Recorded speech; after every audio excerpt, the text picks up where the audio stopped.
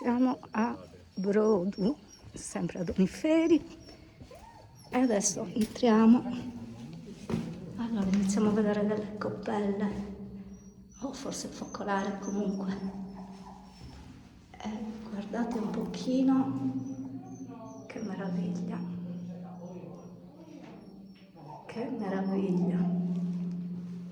Qua c'è il toro stilizzato e le corna erano rosse perché si vedono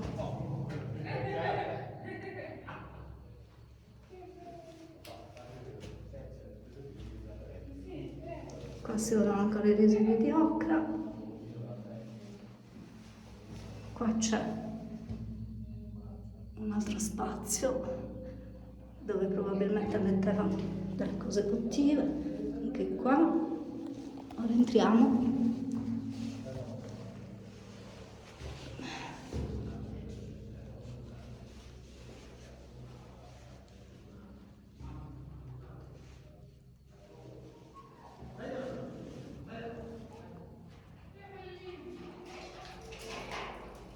Ed ecco Iris, che ti pareva che oggi non aveva fatto ancora il suo show. Ecco, usciamo.